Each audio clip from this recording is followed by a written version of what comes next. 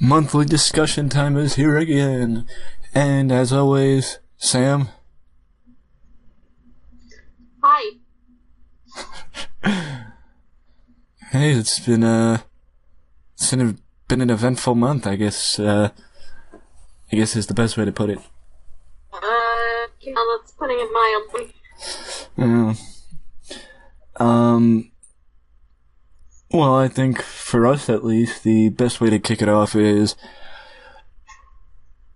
how surprised are you that the magazine got out in time? I'm not surprised. I'm happy. Oh, I'm surprised. But, yeah, I'm happy too. Now, if somebody will just buy it, then what? And we're good, yeah. Yeah. I mean, I can sort of understand, because if it was up to me, it would have been a lot cheaper than it was, but I don't set the price for the magazine, the site does, which is how which is how I was able to make the magazine for as much as I was, because I have not paid anything for the magazine yet. Making it was completely free. It was just that now, basically, they make their money back by charging a certain amount for the magazine that I have no control over. Because if it was up to me... Yeah, it's a business, and that's the catch for making it for nothing, that, well, you have no control over setting the price. I have been thinking about setting up the ebook, but it's just that I actually have to pay to set up the ebook, and if nobody's gonna buy it, I mean, it's not that expensive, it's just the same concept of, right now, if what I'm understanding is right, if you went to purchase the magazine, you would actually get a legitimate magazine, sort of like you would get with Time Magazine or Life Magazine or whatever. That's what you would pay for now. You would actually get shipped a legitimate magazine. If I wanted to set up the ebook, that's how you would get it to where you can get it digitally downloaded, but the ebook is also $9.99, not just for the customers, but for me to set up the ebook. Confusing, a little bit. Annoying, a little bit. Fair, because it basically didn't cost anything to actually do. Yeah, because the magazine is up. And, the magazine, I'm pretty sure I can upload it and, keep putting it up for sale, so we have a magazine up for sale. That's, like, the surreal part for me. It's not even that nobody's bought it or anything like that. That's totally beside the point. That would just be icing on the cake. For me, it's just the fact that we actually have it up. Yeah, it's definitely pretty cool to say. Yeah, that we published a magazine.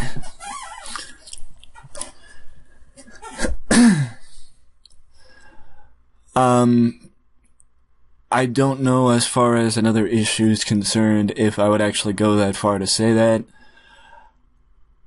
I'm sure that the best way to put it is, if this one doesn't sell, it doesn't seem like it would be a good idea, but it is always an option, so we can always just see what happens. Yeah. With that out of the way, I think, talking a little bit about the glorified house show that's taking place in Saudi Arabia, might be the best place to start. By the fact that you're talking to me, I would say that you have not seen anything having to do with, Crown Jewel. No, I've been, looking up. It's been going on. Yeah, I've been keeping an eye on the results too, and since this video will be published a while after the event, Brock Lesnar's Universal Champion again. How does that make you feel? Not very happy, to be honest. It's kind of a slap in the face to Roman Reigns. Yeah. In my opinion. Yeah. Considering, what's going on with him and the fact that he had to vacate the title for something so serious. Mm-hmm. I love him or hate him. I mean, you gotta respect him for knowing what he had gone through. Yeah, yeah. And still came out and fought every single night. And you're gonna give it to Brock Lesnar? I mean, now I would hope that if AJ does win, which as far as I know, AJ's match hasn't happened yet, or if it did, I don't know the results to it, not that I really care, because I'm assuming AJ's going to win it either way. I think he won. It could happen before. But I hope this means that AJ beats Brock at Survivor Series. Because it does seem like that Brock Lesnar is Braun Strowman's kryptonite. But the question now becomes, when is Brock leaving? I thought he was already leaving. Unless times changed with every woman. What I can guess is, since he technically will not be able to re-enter the pool, is it to re-enter the pool or will not be eligible to fight in the UFC until January? That maybe they keep him they keep him until January when he goes back to UFC? But now it's just the idea of, if he's not going to stay for the long term, do you really have to keep him super duper strong? Because, AJ has had a run. A mediocre run. But he's had a run with the WWE title. Survivor Series marks a year of him being WWE champion. Also a year of AJ Styles versus Brock Lesnar 1. Does AJ need to beat Brock to raise this championship reign a little bit out of the mediocrity that it has been caught up in for a majority of his run? I don't think anything could help that at this point. I think. Go ahead. Well, I just think the same thing. Nobody wants to see Brock Lesnar as champion. Let's be real here. True. Nobody, and I understand he can't please everybody, but your audience does not want this. Yeah. Remotely, but AJ Styles, I think everybody, when he came in, everybody wanted him as champion, but he's been champion for a year, and I can't tell you, anything I remember from his reign. Actually, it's not been a year yet. Well, just about, yeah. Yeah. But, not to say that his feud with Joe was not very good, it's just the oversaturation. Too many matches with them two in such a short period of time that the feud goes for a shorter amount of time than it should, because AJ and Joe fought at both super shows against each other. It's just the same thing. How many, AJ and Nakamura matches did we see? How many AJ and Samoa Joe matches have we seen? Would you prefer Team Raw versus Team SmackDown, or do you like the champion versus champion type of booking? I like the champion versus champion, because you're taking your best Fair point, yeah. And woman or man, for people you would never see go against. I personally would rather see singles matches as opposed to tag matches. Yeah. In terms of Raw versus SmackDown. Yeah. But because it shows it raises the question of brand loyalty that really doesn't exist, or is it that this is more just about the competition rather than the brand? I'm more so about, the competition, the match. Yeah, it makes sense. Well, that means that WWE has to figure out the Raw Tag Team title picture between now and Survivor Series because, well, I'll ask, would it be interesting, knowing what happened with Dean and Seth, to see them tag against the Bar or the New Day in a tag team match? Or would you, or knowing what happened, that it would be a dumb idea to do that, even though it could add a layer to the feud of them being forced to team together because they're the tag team champions? That's a good question. Is Seth booked in a match with Nakamura? Is that official?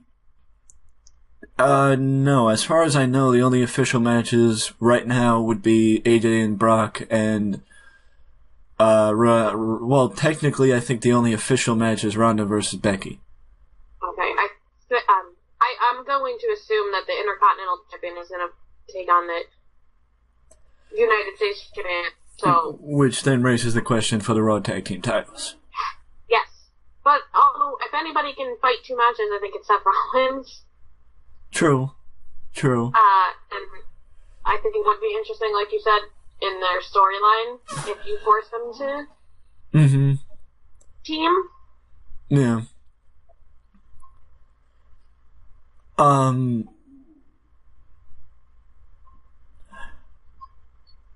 Well, to keep with the Survivor Series conversation, I know your opinion of the tag team division. And I know that you are among the many people that believe SmackDown somehow got a tremendously good tag team division, and Raw has the thrown together tag team division. The question is, why isn't 205 Live's tag team division a part of Raw's tag team division, with all of a sudden it being where 205 Live is his only brand, even though when the Cruiserweight division came back, it was supposed to be exclusive to Raw? That is a fantastic question. I don't understand. Although it does look like they're starting to... well, yeah, because... weave in the Cruiserweights on Raw now. Because Vince didn't like the fact that the Cruiserweights only worked one day a week. Even though Vince is the reason why the Cruiserweights only worked one day a week.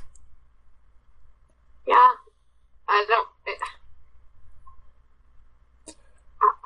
I don't see a need for 205 Live. Would you think that integrating Lucha House Party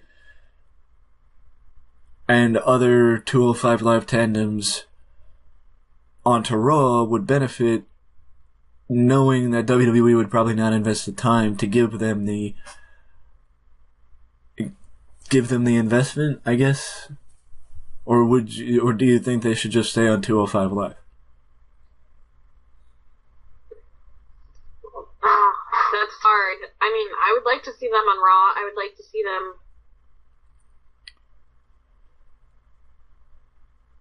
a part of the storyline every week. I feel like in the beginning, when they brought back the Cruiserweights, it was, it worked out pretty well. Yeah, until they started, it needs purple ropes, it needs everything purple. Yeah, well, that. Yeah. It's almost like it's like when the women have matches and it's like, it's a women's division match. Well, what is it like? Isn't the whole part of you being called superstars is you're all the same? Yeah, fair point. Like, I think everybody needs to just, it sounds like it's semantics, but everybody should just be a part of the roster. Like, not divisions. Obviously, the women aren't going to face the men. I understand that. Yeah. But, you know, why can't the cruiserweights be a part of the main roster? Why do they need their own show? More television for the network. Or more programming for the network.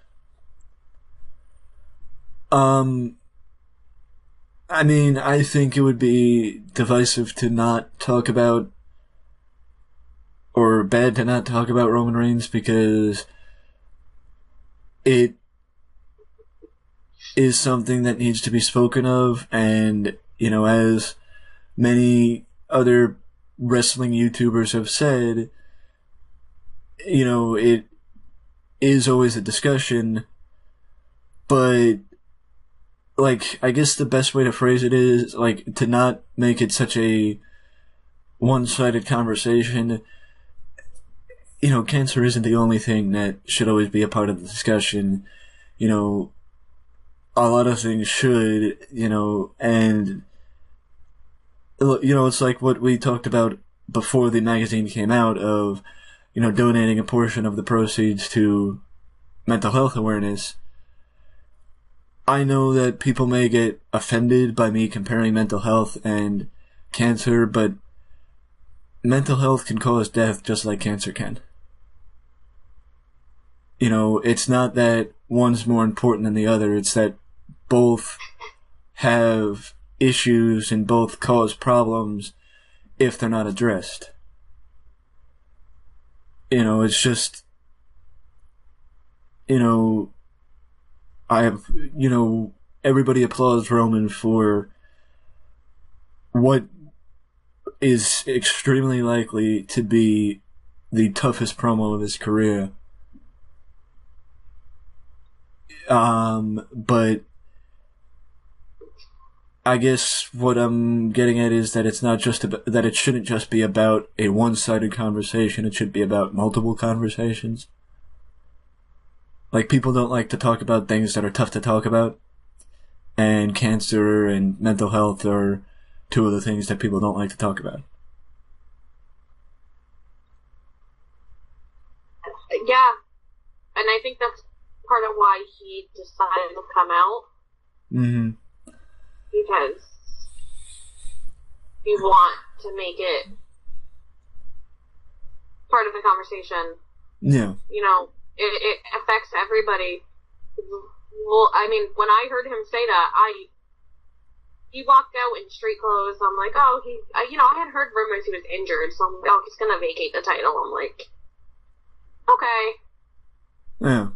Whatever. And then he says that, and you're like, what? Yeah, I know, I was dumbfounded. You know, here's this 6'2", however big, you know, athlete. He looks like the prime, you know, perfect health. Yeah. And you're like, crap. Kind of puts things into perspective. Yeah. Now, there's a rumor going around that when Roman cut the promo, most of the boys and girls in the back had no idea he was going to cut the promo. Which is why when Seth came out, he looked the way he did, because he didn't know beforehand.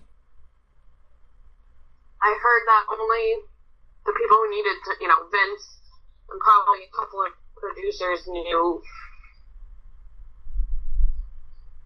Yeah. I mean, I can't read his mind. I can't tell you why he didn't tell people. I can only guess that, and I've heard this too, is that he didn't want it to be like a thing. Like, he didn't want it to be people feeling bad for him. Mm. You know, and the other part of the discussion is seeing New Japan, TNA, Ring of Honor, I think IPW, which is, or it was either IPW or ICW, I forget. One of the UK promotions, AAW in Chicago. A lot of other wrestling promotions put over Roman and the showed a united front, I guess is the best way to put it, in sending positive thoughts to Roman, which honestly is something I've never seen. No, me neither. Or even Paul Heyman cutting that promo. Mm-hmm. And I think it just goes to show you, and it sounds super corny, but like, wrestling is a community. I mean, I met one of my best friends through wrestling online. Like, at the end of the day, we all can disagree with each other and have arguments, but it's a family. Again, you know, you see this guy every week on your TV. You think you know him. And it just showed you, like I said, wrestling is a community. That's what a lot of them were saying, you know. It doesn't matter that he's in a rival brand. He's a human being. He's one of us. And we're going to support him. Yeah. And,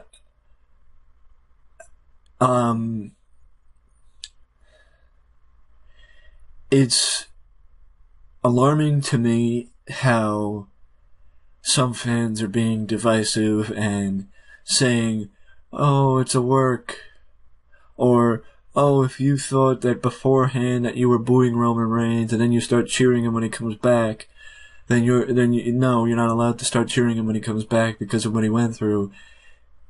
People are just, what people don't understand is, people don't like Roman Reigns, but, like, Joe Anoa'i is a person, he's a human being, he's a father, he's got kids, like, he's a husband. He's not Roman Reigns. Yeah. It's like hating, you know, a character in a movie, but liking the actor. Yeah. So, it's really stupid, you know. Yeah. I'm not suddenly going to become a fan of Roman Reigns, but I respect the hell out of the guy. Well, but that's the thing. I've said it for years at this point. The WWE booking needs to humanize Roman. And honestly, it might be a bad way to look at it. But this might have helped his career. No, you know, I know it sounds horrible, but you're right. I think when he comes back, he probably will gain a lot. Because as... more.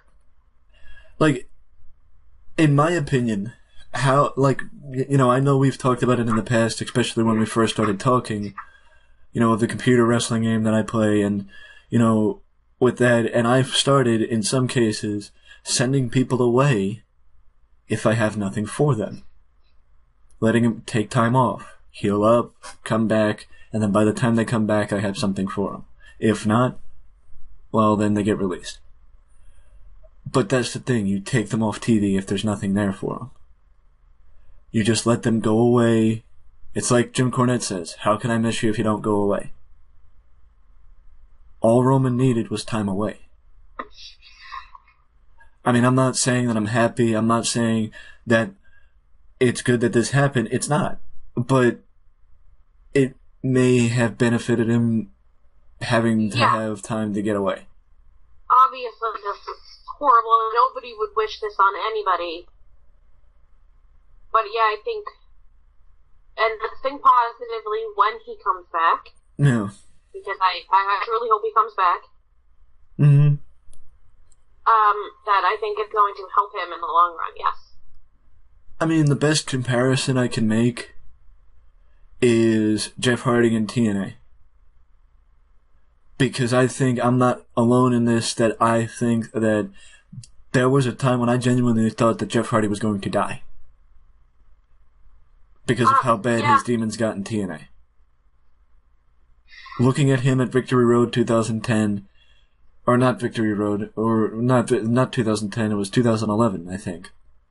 The match with Sting? Yeah. Yeah. Looking at him then,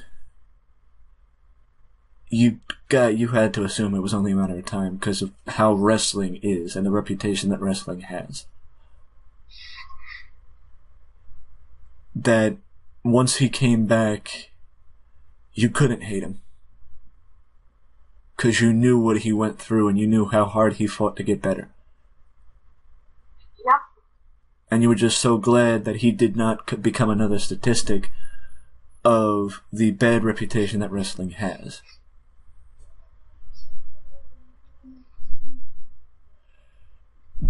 But that's just wrestling fans, that some people are going to still look at it as, this can't be real, or you can't think this way, you have to think that way. And that's why certain people don't like that Dean Ambrose turned heel. I totally understand turning Dean Ambrose heel, and I get from a business standpoint doing it that night. I just personally think it was kind of wrong. The best way I put it, because I wrote an article about it after it happened, that Mike Johnson said it best. Mike Johnson, a writer for PW Insider. You're not supposed to like heel turns. You're supposed to hate the guy who turned heel. That's the point of a heel turn. Yeah, it's hard because you're taking something that actually, happened. Like Roman, Roman didn't just get injured on TV. Yeah, it's the timing of the injury. I mean, it's the timing of the heel turn. But I don't mind. I might be in the handful of people that don't mind, but I don't mind that Ambrose turned when he did. Yeah, I'm just afraid that I don't want them to use Roman having cancer as a part of their storyline. Like, Baron Corbin, we all know how I feel about Baron Corbin, but when he went to last week and he's like, I wish him the best, but whatever he said, but I'm a great champion. I'm like, can we not maybe reference him having cancer? It's a hard line to draw. Yeah. I can't just completely ignore Roman Reigns for the next. Let's be realistic. He's probably going to be out for a year at least. Probably. You can't just ignore him and act like he doesn't exist for the next year.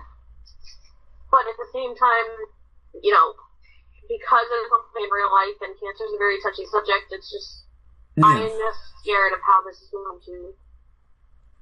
I mean, the one benefit is that there is no reason that WWE should have Seth Rollins and Dean Ambrose fight each other at Survivor Series, partially because if Seth is going against Nakamura, or if Seth and Dean are teaming up against the SmackDown Tag Team Champions, they should not be on opposite sides until... I mean, I would put it at December because there's no reason why the two of them should fight on Raw. There is no reason why they should have a match on Raw. You pay to see the match or you don't get to see the match. Might be an old school mentality. It might be, oh, that's outdated. You gotta boost the ratings. WWE doesn't give two shits about the ratings. If they did, they would actually know how to put on a good show, but they don't. Because SmackDown beat Raw. The show that USA Network did not want anymore beat Raw. The show that the show that USA Network wanted to keep.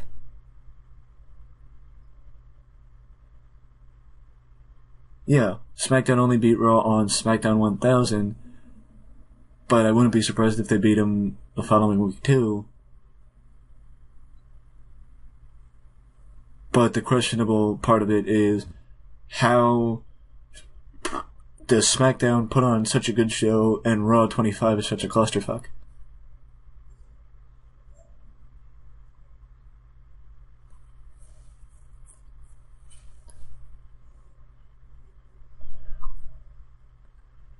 Yeah, but, well, the next thing on the list is...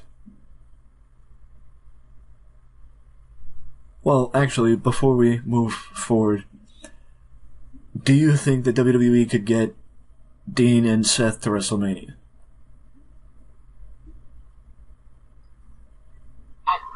I would like to see them wrestle at WrestleMania, but I think WWE is too eager to pull the trigger on that. Do you think that they will wait until at least December? I think so. But that will also benefit them because then they can put them both in the Royal Rumble and have the feud continue through the Rumble. Yep. So, in a way, it will definitely make it up to February at least, but the first match should not be on free television, it should be on pay-per-view. No, it should definitely be on pay-per-view. At least at the Rumble. And it, in my opinion, if it's not a gimmick match, it needs to end in a draw. Because the hatred between the two needs a gimmick to have it be the only way that it can actually continue, sort of like Charlotte and Becky from Evolution. Yeah. Speaking of Evolution, perfect segue. You got any thoughts on the first ever all-women's pay-per-view? Definitely thought it could have been a lot better. The way that they were touting it, I really thought we would see, I know Alexa Bliss was injured, but, I wanted to see Trish Stratus versus Alexa Bliss. I wanted to see, I know Naomi wanted to fight Melina. I wanted to see those matches. Literally, these matches we could have seen anywhere. You're right. I didn't watch the show. Sorry. I didn't watch it. Part of it is on work, but other part of it is I had no interest in watching it. Now finish what you were going to say. I just, again, Stephanie, women from the past, present, and future, there was one NXT match. Yeah, I thought that NXT could have had a bigger presence, or should have had a bigger presence on the show. You threw literally your Asuka, Ember Moon, who's arguably a feature star, in a match. You had the Royal Rumble, again, you missed so many opportunities to have amazing matches. So, who was on commentary with Renee Young and Michael Cole? Beth Phoenix. She wasn't terrible from the part that I heard. Oh, she's actually pretty decent. Yeah. She's been doing the Mae Young Classic with Renee Young. Yeah. Well, speaking of Renee Young, can we give her I know Crown Jewel's a hot mess, but Renee Young is at Crown Jewel. Which is a pretty big deal. Yeah. So, sorry, I need to give a shout out to Renee Young for that. Well, no, now, how much effect on the people, how much effect do you think that certain people rejecting the offer to appear at Evolution had on Evolution? Because I know AJ Lee rejected it, which is not a surprise. And I think it's a 50-50 possibility that Melina might have too, because I think she retired. I actually heard, although I don't know how much I believe from Melina, but Melina claims they never reached out to her.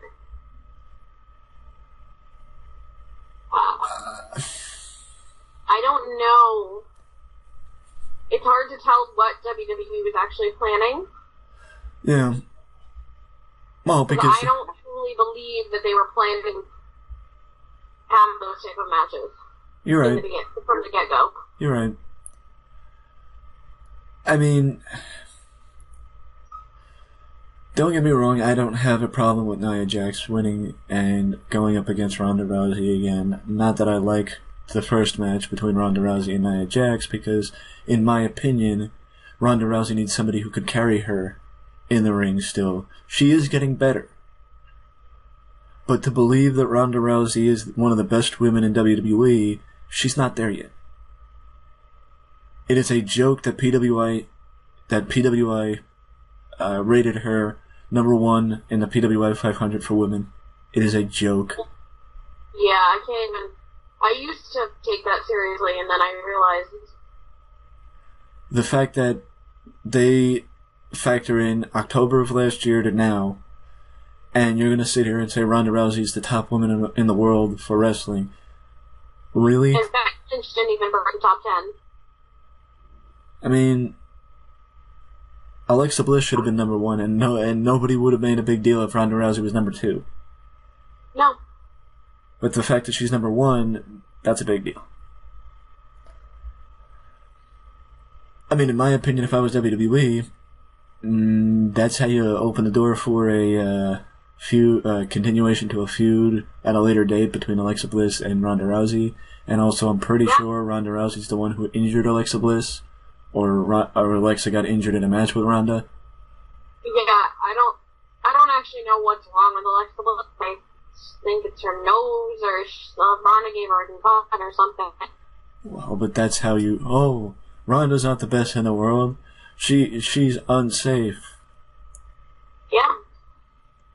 No, but Nia Jax is not that good. Nia Jax has never been that good. Nia Jax and Ronda Rousey can't have a good match. They can have a decent match. Yeah, no, it's not going to be Charlotte, Flair, and Becky Lynch. Which, by the way, actually almost got 5 stars from Dave Meltzer. Which also should have been the main event, but that goes to show you politics over... We're going to put Ronda Rousey on the main event because she's Ronda Rousey. Well, to be fair, I knew Ronda was going to main event from the time that the match was announced. But, again, it kind of just goes to show you that, to me, again, this is my opinion, that pay-per-view was not about... I mean, don't get me wrong. Charlotte and Becky should have main evented. But also WWE should have set it up where the SmackDown side of the show was a little bit stronger. Because the Raw side was very strong. And that was their only match. Singles and such on. Yeah, because as I said in the go home, I think it was the go home to the show, that if it was me, I'd have it where you have a number 1 contendership match on the show, where the blow-off happens with Charlotte and Becky with the last man standing match, and then you move to Naomi or Asuka or whoever challenging Becky next. Oh, Becky doesn't need a number 1 contender, she's going against Ronda Rousey at Survivor Series. Then why does Ronda have a number 1 contender? Why didn't you have somebody from NXT win the Battle Royal then to give Kairi Sane a number 1 contender? Or Shayna Baszler a number 1 contender? If you're going to have Shayna Baszler and Kairi Sane against each other, which, as far as I know, that match was never advertised ahead of time. You know, even though it was a good match, and even though the feud continues, and even though, you know, the 4 horsewomen were involved, it is questionable why Shayna Baszler won the title back. And why Shayna is not headed to the main roster. Yeah, I don't understand. It kind of just felt like just any other pay-per-view. Granted, I mean, the women's, I don't take away from their performances. Yeah. But... Yeah. And anybody, I'm just going to point this out, and I'm going to be trying to push this, with this with YouTube in general, I'm going to start trying to push my videos a little bit more, because I do know sites that you can pay to have your videos pushed, but I've never actually wanted to, because I never really cared about the views, but just to, I'll just try it with one just to see just to see if it's worthwhile. But, that's, beside the point, and, but that's the thing. In my opinion, anybody who thinks that the 4 horsewomen on the main roster should fight the 4 horsewomen of MMA, no. Because you just had Becky Lynch turn. You just had Becky and Charlotte have a blood feud for, 4 months? One of the best feuds in WWE. Actually, it felt like 4 months, but it was only 2. It's still, even though it was only 2 months, it was a lot better than any feud AJ Styles has had since he won the title. Yeah, that goes to tell you something. But either way, Becky and Charlotte just had a blood feud. They can't team. No. Oh, but they can unite against the common enemy. Oh, blah, blah, blah, blah, blah. In my opinion, and I said this to somebody when I was talking about Ronda Rousey, because I did bury Ronda by saying that she was not good enough to carry a match yet. She's not good. The only reason why she looks good in the ring is because of who she's in the ring with. The only reason why she did so good at WrestleMania is because she was in the ring with Triple H and Kurt Angle. Compare her match with Alexa Bliss to the match that she had with Nia Jax, and you can see what it's like when she's in the ring with somebody who knows what they're doing and somebody who doesn't.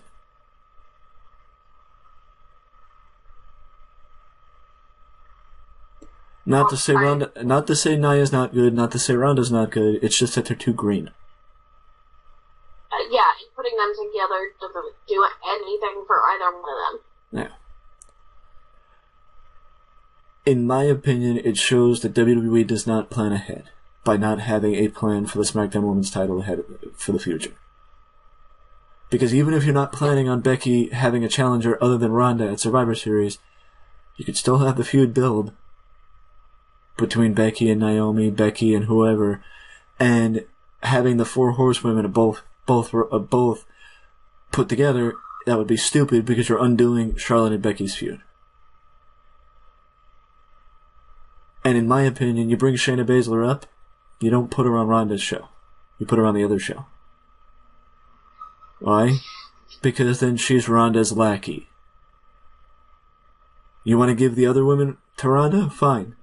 Why? Because if you're bringing them up early, then you give them to Ronda and you privately let them learn how to wrestle on the main roster a little bit more before you put them in the ring. You put them in 6-man matches, whatever.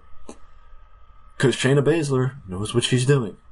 I think Shayna Baszler is better than Ronda.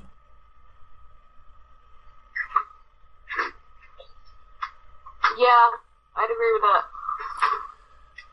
that.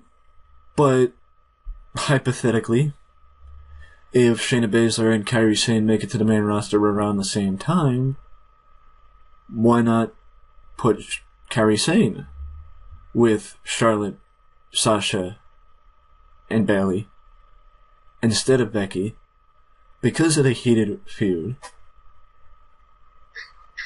and have it be the 4 horsewomen of MMA versus 3 of the 4 horsewomen and Kairi Sane? That would be a good match. I mean, I think either way it would be a good match. The only way I'd be okay with it, and you could agree or disagree, that if WWE just waits a little bit longer for the 4 horsewomen of both to fight each other, to where it's not fresh, the feud between Becky and Charlotte. That they have history, but so does Charlotte and Sasha.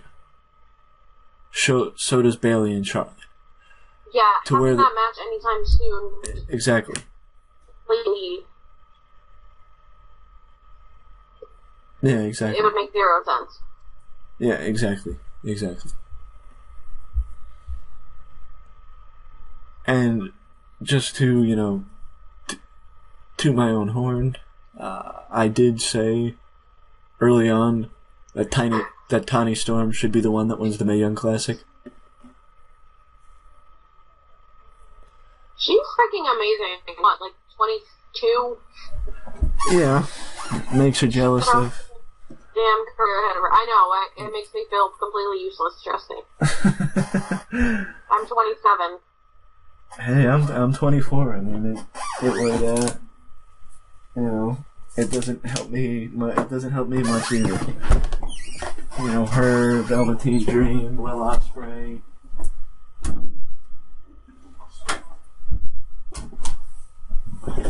It makes you wonder why they got so much talent and we got none of it. Yeah. But I also did call that Io Shirai would be given a little bit of a rub in the tournament too. And I honestly thought that based on what WWE did last year with Kairi Sane, that they were going to do the same thing with Io Shirai.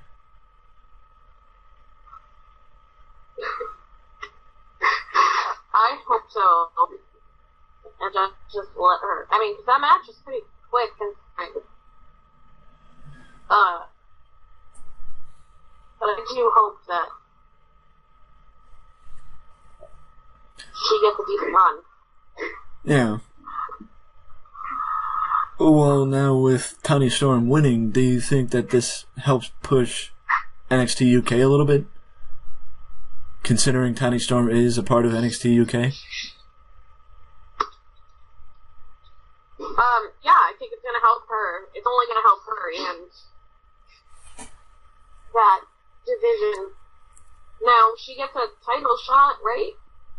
Honestly, I don't know. I would think, because I think Kairi Sane got one from, I think Kairi Sane got one. Is it against Rhea Ripley for the NXT UK title, or either way, it's going to be an incredible match. Yeah. I wouldn't mind either way. Either way, it would be an incredible match. But speaking of NXT, a little side news of the Street Profits and another NXT star are headed to Evolve to compete on Evolve's shows. And it's not dark matches. The Street Profits are actually going up against the Evolve Tag Team Champions in a tag team title match.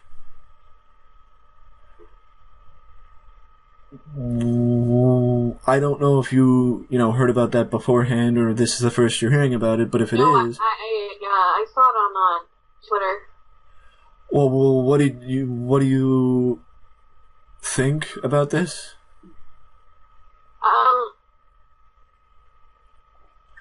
I think. Well, I like the Street Profits. So I'm glad to see that they're getting used. Somewhere. It's a little strange because obviously this isn't something WWE usually does. Yeah. It's very TNA-esque. Mm-hmm. Well, but I think it's only going to help. And especially, again, like, to me, I think the Street Profits are underutilized. So I think it's going to help them. So how much does this show the difference between Triple H's approach and Vince's approach? Oh, completely. Vince would never allow this. No. If he was 100% hands-on with NXT. Yeah. And now, how excited are you for this time next year actually, I don't know, with the XFL launching in 2020... When do you think, or how... It's fair to say 2019 is going to be an interesting year. Because it is possible that Vince may start stepping aside. I think Vince has already started to step aside somewhat. Yeah. But, yeah, I think by 2020 he's going to have his full attention on relaunching the XFL, and I think he's slowly... going to be out there. Well, from what I understand, the former NCAA football commissioner, or the commissioner of NCAA football, has left his post as the commissioner of the NCAA and is officially the commissioner of the XFL. So the first step of the XFL being relaunched has officially happened. And for those who don't know, just search the story. The XFL, NCAA football commissioner is a guy who's been in football for, I think, like 30 years. And he's excited to go to the XFL. So the one thing you could say is Vince is doing it right this time. He's taking the time to actually launch it the right way. Yeah, well, I don't remember the initial one. I don't either, but I mean, I have seen bits and pieces of it in the research of, the WCW sale, but I haven't really read through any of it because it has nothing to do with what I'm researching. Yeah. But I do know that, it only took about a year to launch the XFL. So he probably wasn't paying much of an effort. Exactly. Now, he's making more of an effort because he's slowly putting it together. Vince McMahon is nothing but, he's an intelligent, you could say all the crap you want about him. The man's intelligent. Yeah. He's a businessman to a T. He knows what he's doing. Yeah, but it's puzzling to how much of an effect that the first XFL failed, considering Vince and Dick Ebersol had such a big impact on it, considering they're both, geniuses. But I guess even geniuses have misses. Yeah. Especially if they're not completely invested in it.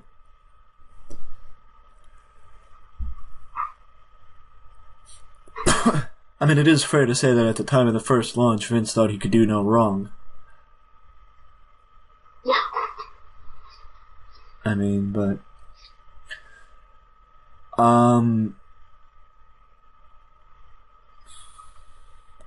Well, there is one thing that was skipped over, and that was the women's title match set up for Survivor Series, Becky Lynch against Ronda Rousey.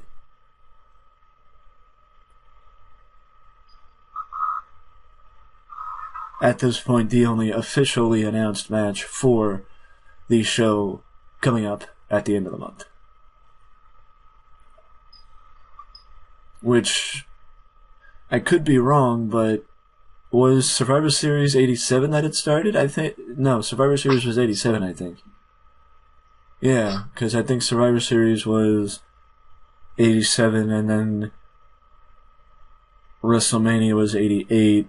I mean, not WrestleMania. Royal Rumble was 88. And SummerSlam was 88. Or was... I'm confused now. I honestly couldn't say off the top of my head. I don't remember, because I know one of them started in 87. And the other started in 88.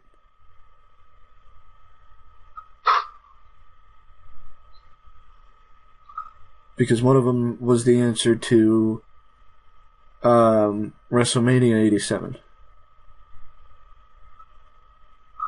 Yeah, Survivor Series was 87. Survivor Series was the first. The first Survivor Series was 1987, and it was the answer to WrestleMania 87. I mean, WrestleMania 3. Because of the success of WrestleMania 3. And then SummerSlam and Royal Rumble were the following year. The only reason why, that actually has anything to do with anything is because then this year would have technically been the 20th anniversary of Survivor Series, but it was the 20th anniversary of SummerSlam. Which shows how significant that was, that even after 2 months, I totally forgot that it was the 20th anniversary of SummerSlam. Yep. Which is kind of surprising, because WWE is usually good at making a big deal about that. Yeah, I am a little surprised at that. Yeah.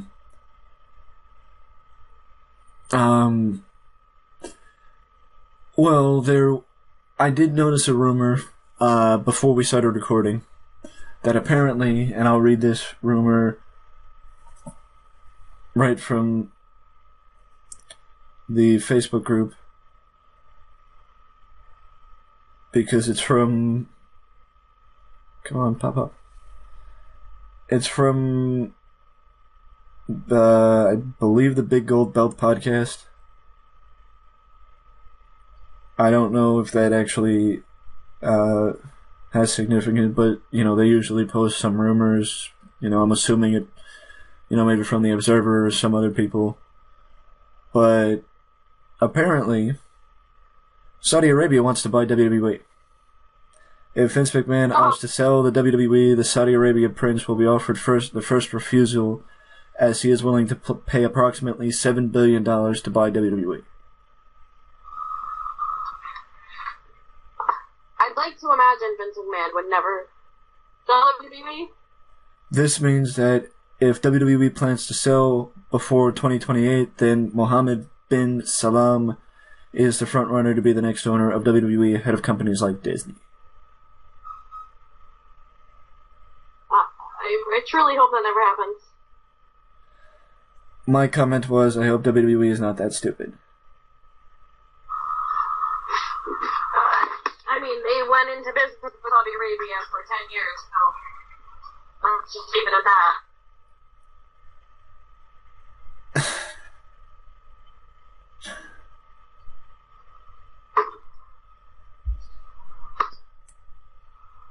Just to shift to a lighter subject, because I know we're walking down a path of...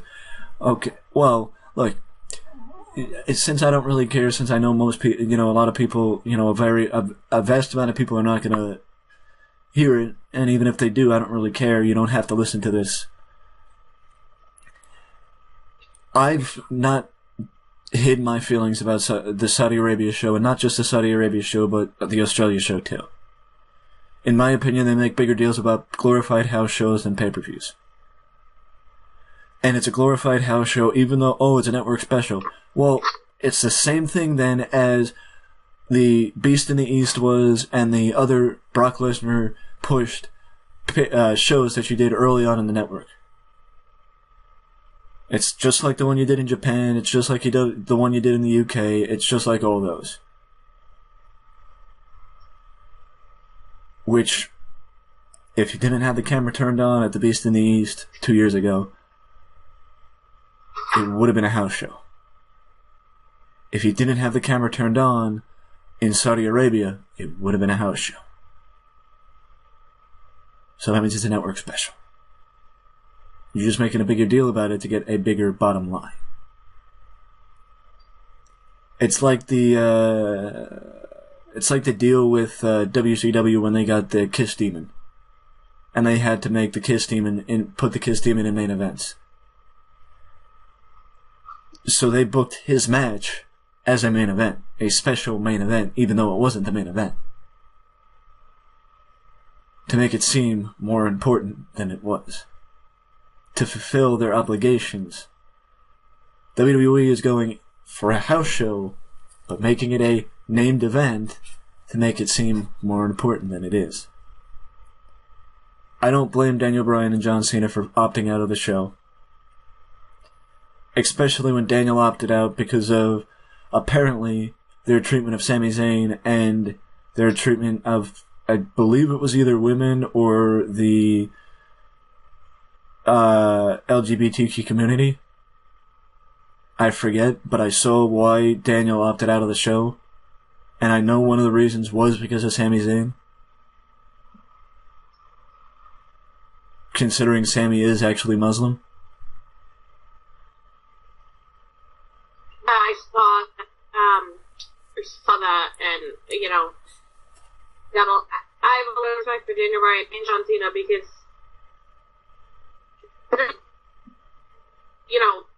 I'm sure they would have made a ton of money. Mm-hmm. It's kind of like why I'm a huge Shawn Michaels fan. He's my, all-time favorite wrestler, but I personally am upset that he chose to go back on his word for money. Well, now, Retire. if this does lead to Shawn Michaels versus AJ Styles, or Shawn Michaels versus, I don't know, Daniel Bryan at WrestleMania, would it have been worth it? I don't mind coming out of retirement, but he was so, he was so hardcore on, I'm staying out of retirement, I'm staying where I am, I'm good where I am, and he gets, he did this for money, let's be real. So it's just, to me, it's hypocritical. Of course, I would love to see Shawn Michaels versus AJ Styles, or Shawn Michaels versus Seth Rollins, but... Because I do think that with WWE heading to Chase Field for the Rumble, which is having an expectation of a lot of people turning out for the Rumble, because most baseball stadiums do have at least 40,000 people, or can seat upwards of 30,000 people, which is a lot, which is expecting a lot of people to attend the Rumble. But you have to expect that they're expecting just as much of a turnout for WrestleMania, which in my opinion, if the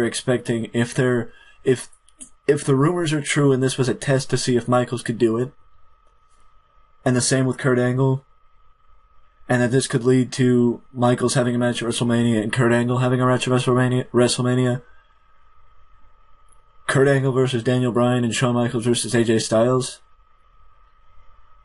that'd make me tune in. Yeah, I definitely wouldn't hate it. I mean, I agree with you that Shawn should have stayed retired, but especially coming out of retirement to face the Brothers of Destruction, I'd rather have him come out of retirement to face AJ Styles. Just AJ Styles. Oh, but he's been retired for 8 years. Yeah, but he's also the same person who's been out of the ring for 4 years. And didn't lose a step. Yeah, well, and apparently this match was a hot mess, and the only good person in it was Shawn Michaels. That's saying something. Well, I mean, maybe this will teach WWE Kane can't work anymore and needs to just go back to Knox County. Yeah, I don't know why he's still a wrestler. And Taker... Or, again, I love The Undertaker, but he's somebody who needs to stop wrestling, because it's a pain. His match with Roman Reigns was so painful to watch. I mean, just look at his match with Cena this year. It lasted how long? Yeah. Why did he do the shows?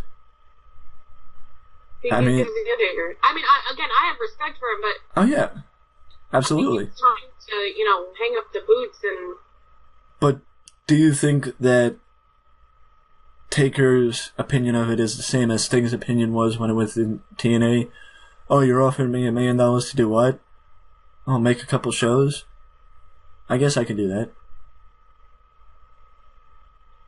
Make a couple appearances? Probably. I think...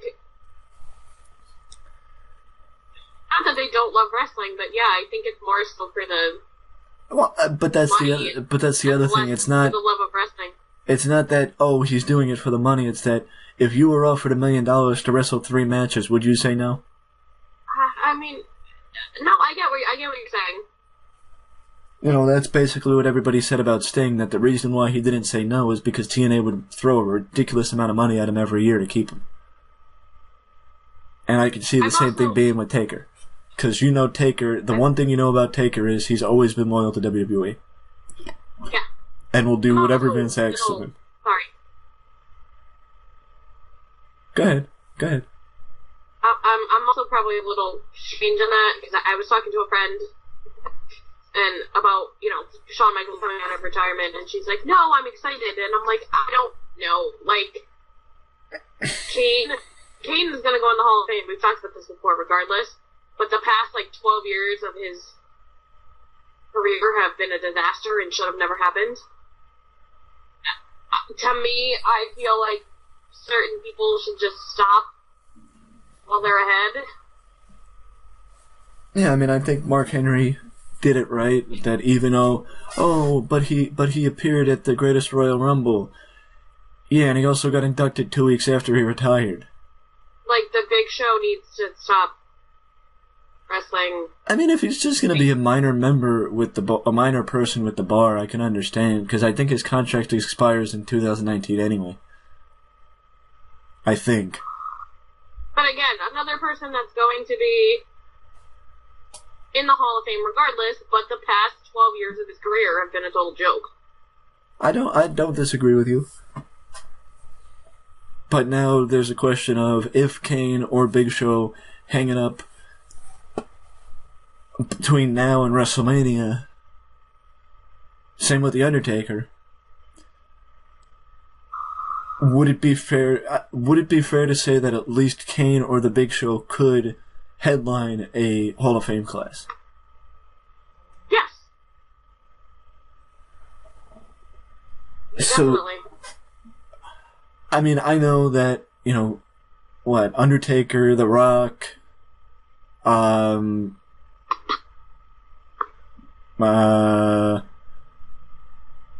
Triple H technically, there's only a handful of people who could still main event or headline a Hall of Fame class, and having guys like Big Show and Kane, which I do agree with you 100% that they could. I was a little iffy on Kane, but I 100% think that the Big Show can. But I guess Kane can too, because of his lengthy career, especially if you run a WrestleMania down south. He is the mayor of Knox County.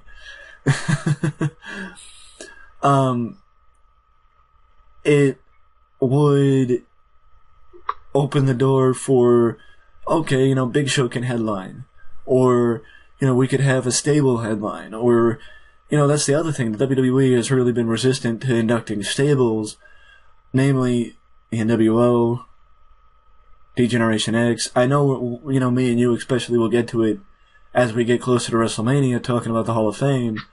But if Big Show, Kane, or The Undertaker retire before WrestleMania this year or next year, would you shoot to have either one of any of those three guys headline this year's class, or do you think it would be too soon and it would be better to have WWE wait a year? No, because honestly, I think we talked about this last year too. It's like I don't know who else could headline at this point. True. You already, you have Shawn Michaels, you have Bret Hart, you have the Ultimate Warrior, you have arguably those are some of the greatest wrestlers of all time. So, who else?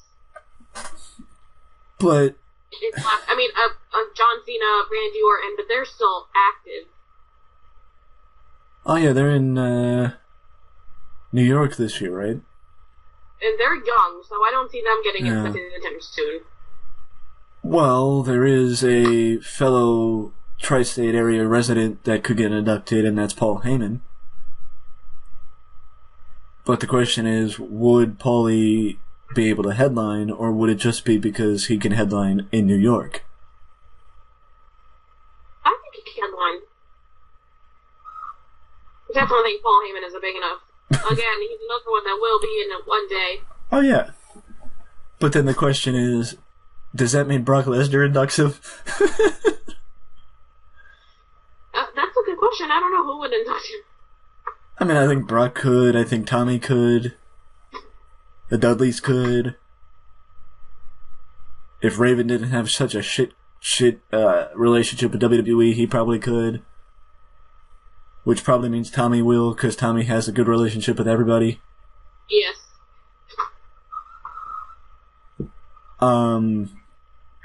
Because the only one I know for almost certain that is getting inducted next year is Bam Bam Bigelow. Because Bam Bam was supposed to get inducted this year, but they pushed him back to next year because of them being in the Jersey area. And him being from Jersey.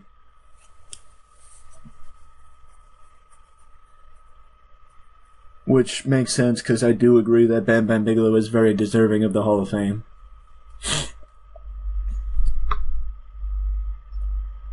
But I know we'll talk about this later on, but, the best way to wrap it up is, I think, or one of the ways to wrap it up is, would you put the NWO in, if you could, to have them headline and hold off Taker, Kane, and Big Show for another year? Or do you think that would be a worse decision than having one of the big guys main event? Headline. I don't know, that's tough. Basically, do you think it would be too soon to have Hogan be featured in a prominent role like that, or do you think... Because the NWO definitely deserves to be inducted as a stable. Yeah, I think... Because that's the reason why they inducted... I know that's the reason why they inducted Kevin Nash as Diesel, or was it Scott Hall as Ray? Scott Hall as Razor Ramon, yeah. Yeah, that's the reason why they inducted him as Razor, so they can induct him again as Scott Hall, which is kind of stupid, but that's WWE.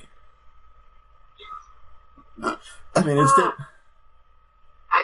think they keep it separate, because I think the NWO would be the headlining. Oh, yeah. Absolutely. Absolutely. But it would have to be just the three of them. It can't be, Hogan, Hall, Nash, DiBiase, X-Pac, Scott Norton, Eric Bischoff. Yeah, well, when I think of the NWO, and again, I wasn't a big WCW fan, I think of Hall, Nash, and Hogan. Yeah. Buff Bagwell, Vincent. Even though Vincent will get a payday from it, still can't put him.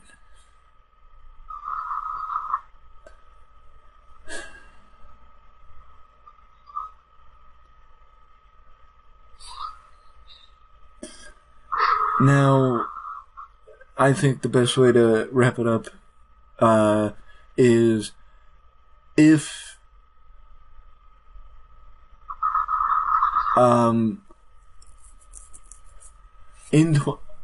after Evolution,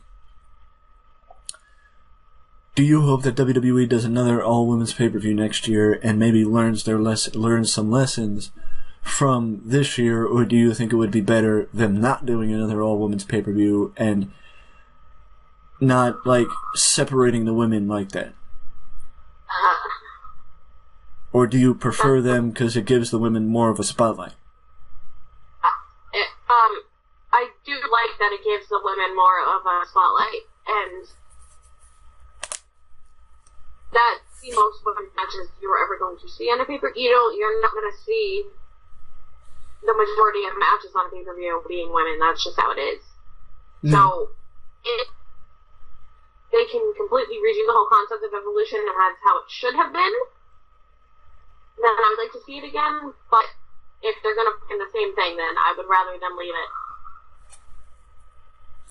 Now, do you think that if they did do it again, it would have to be around the Mae Young Classic to have it where the Mae Young Classic finals happen at Evolution? I don't think it's necessary.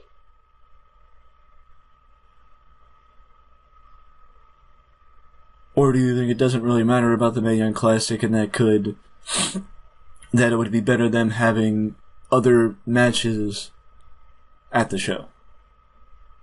Yeah, I don't think it makes or breaks, the Mae Young Classic being at pay-per-view. Yeah. But, either way, it's fair to say it's been an interesting month. It's been a very interesting month. Definitely. Yeah. And if we did miss anything that has happened this month, I blame Baron Corbin.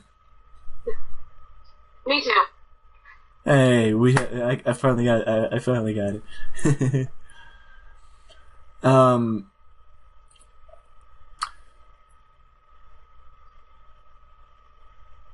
So, with that being said, take care, spike your hair. No, wait, that's not mine. It's been a while since you heard that, huh? Yeah. But with the joke of an outro out of the way, I will just say, as always, if you have any feedback that you would like to leave, it's more, feel free to leave a comment, let us know your opinion on anything. If anything or anything we may have talked about may have been misunderstood or misconstrued of what we were saying, please leave a comment and don't assume that we were talking in a different way. I hate that I actually have to say that because, I shouldn't have to say that, in my opinion, but, pardon my French, but the pussification of the country due to politically correctness is what makes people afraid of expressing their opinion.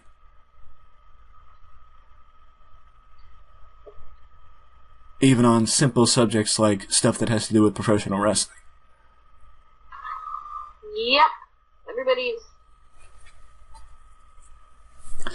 Everybody's yeah. Nice way to put it. Everybody's so quick to jump all over the other person who expresses their opinion, even especially if their opinion is even slightly different than the others, which is not fair and not what wrestling is about. I've said this before and I'll say it again, that nobody forces you to listen to any of my videos or read any of my shit. I put it out there, you want to click on it, you want to watch it, fine. I don't care.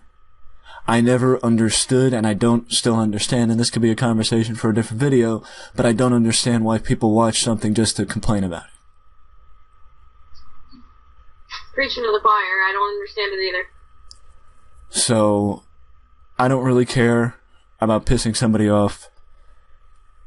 You'll just get blocked if you don't understand what we said and you don't take my opinion into consideration, then you're just going to get blocked. I don't really care. But either way, let us know down in the comment section below. If I have not swayed you from posting a comment, feel free to post a comment. You don't want to leave a comment, feel free to leave a like. Subscribe to the channel for more content just like this that you can only find right here at Wrestling Express. And as always, Sam, thank you for joining me. Thank you for having me. And don't forget, before you go, to ding that notification bell to always know when a new video is up on the channel. Till next time.